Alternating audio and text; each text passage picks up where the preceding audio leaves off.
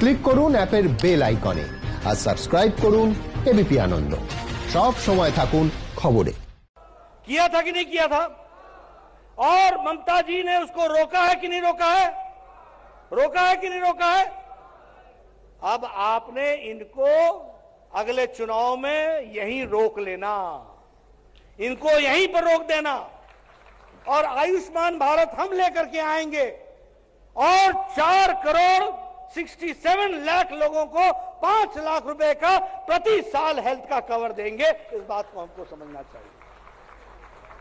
आप बताइए, 70 लाख किसानों को 2-2 हजार रुपए, 6,000 रुपए साल का मिलना था कि नहीं मिलना था?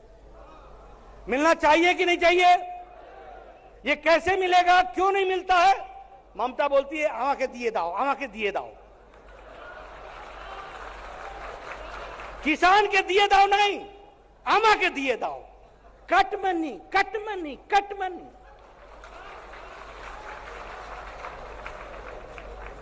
आपने इलेक्शन में इनको आपने छुट्टी करनी है, इनको आराम देना है, और भारतीय जनता पार्टी को काम देना है, ताकि 60-70 लाख किसानों को हम उनका प्रधानमंत्री किसान सम्मान निधि मोदी जी का पहुंचा सके। इस बात की हम कोशिश कर सके।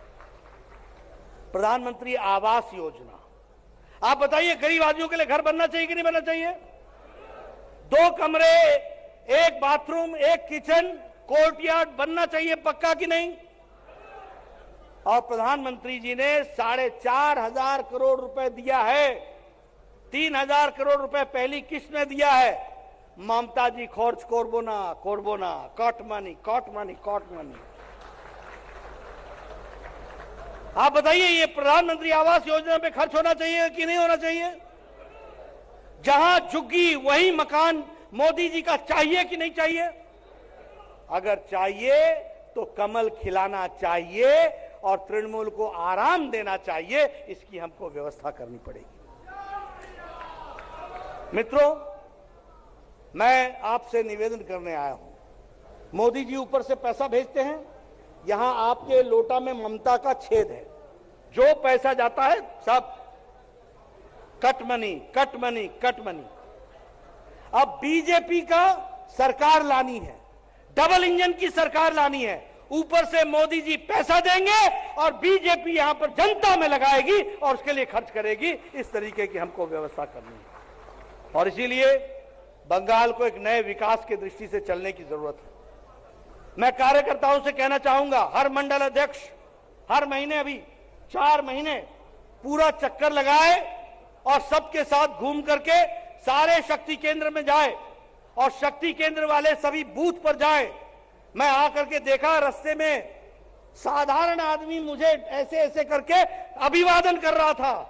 यहां परिवर्तन आ चुका है, लोग ममता से ऊब चुके हैं, उनको छुट्टी देना चाहते हैं। आप उन तक पहुंच जाइए, आपका वोट उनको मिलेगा, यह मैं आपको विश्वास देना चाहता हूं। मैंने सारे रास्ते देखा है, जनता त्रस्त है, जनता तंग है, उनसे छुट्टी पाना चाहती है।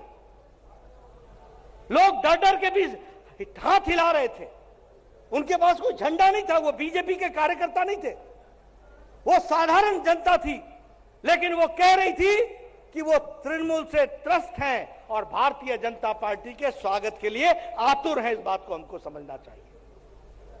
इसलिए मैं आपसे निवेदन करने आया हूं मित्रों, हमारा एक एक कार्यकर्ता जनता के बीच में जाए। जनता उनका इंतजार कर रही है, जनता आयुष्मान भारत चाहती है, जनता प्रधानमंत्री किसान सम्मान निधि चाहती है, जनता प्रधानमंत्री आवास योजना चाहती है। हमारी मोदी जी की 80 स्कीमें हैं जो बंगाल की धरती पर लागू नहीं हो रहे हैं, उसको लागू करने के लिए बंगाल की जनता आतुर है। आपको जनता के बीच में जाना होगा और मैं कार्यकर्ताओं से निवेदन करने आया हूं, आप आगे बढ़ो, भारतीय जनता पार्टी यशस्वी होगी। बंगाल में विशुद्ध भारतीय जनता पार्टी की सरकार बनने वाली है और डायमंड हार्बर में भी कमल खिलने वाला है, यह मैं आपको बताना चाहता हूं। इसलिए आपके बीच में ज्यादा न रहता हुआ मुझे आगे कार्यक्रम के लिए भी जाना है। समय देर हो गई, मेरे स्वागत करने वाले लोगों ने रास्ते में मेरा बहुत समय लिया, लेकिन फिर भी हम आप तक पहुंचे हैं और हम आपको बताना चाहते हैं कि नई प्रजातांत्रिक व्यवस्था में विचारों की छूट होगी, विचारों का इंडिपेंडेंस होगा और विचार के माध्यम से हम चुनाव भी जीतेंगे और लोगों का आशीर्वाद भी प्राप्त करेंगे। इन्हीं शब्दों के साथ बहुत बहुत धन्यवाद। जय भारत, जय बंगाल।